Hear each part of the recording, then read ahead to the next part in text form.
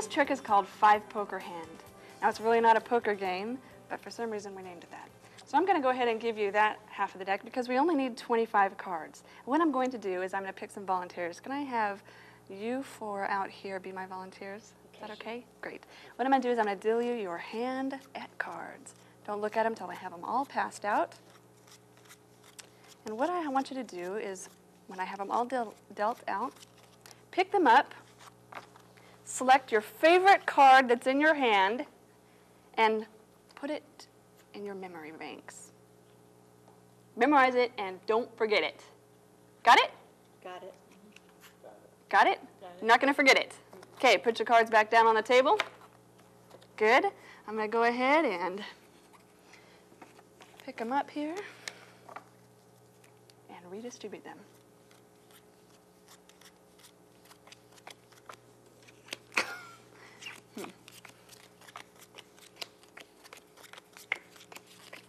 Now, don't pick them up.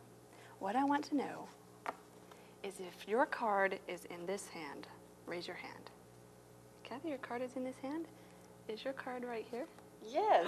Without it? Nobody else's card is in here? Let's go through. They've got to be in here somewhere. What about you 3? Is your card anywhere in here? Yes? Is your card right here? Yeah. Wow. Very good. Let's do one more. No, let's do 2 more. Is your card, either of you 2, is your card in here? Yes? Is your card right there? All right. And one last time, narrowed it down to 5 cards. It's much more simple for me now. Is your card in here? Yes. Is your card right here? Yeah.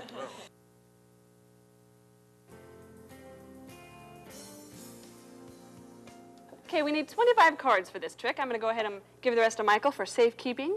And I have 4 volunteers. You'll need 4 volunteers plus yourself for this game. What I'm going to do is I'm going to distribute the cards. There's no special way to distribute them so long as each of the 5 players have 5 cards each. Okay, so what they're going to do when they pick these cards up is select one to memory. Go ahead and do that right now so that we can do a quick demo. Select one to memory. And I can pretend like I'm selecting one to memory too, but it really doesn't matter because that's not part of my trick. So when they're finished selecting it to memory, and you make sure that they have it memorized and haven't forgotten it, have them place their cards face down on the table. Now the pick up of the cards is key in this game. You have to pick up this card first, this stack of cards first, and the next underneath it, and the next underneath it, and the next underneath it, and finally yours on the very bottom. That way you can tell where the cards are going to be in the final setup. Notice that I picked up Laura's cards first. So as I distribute them, Laura's cards are going to be the very bottom ones. And I also know that his cards are going to be on the second one, and his cards are going to be the 3rd card, and hers will be the 4th card, and mine are going to be the 5th card. Keep them in order. Don't let them fly out. Okay, make sure that they're in order. So when I pick this up, and I ask you whether your cards are in here or not, I know that whether or not your cards are in here, this card was in Laura's hand. This card was in Ricardo's hand. This card was in Michael's hand. This card was in Kathy's hand. And this card was in my hand. So if your selected and favorite card was in here, do any of you guys have it in here? Me. I know that her card is going to be The 4th one. this one, Yep. without even looking at it. And sometimes I might have 2 players who have their card in this hand. That really doesn't matter.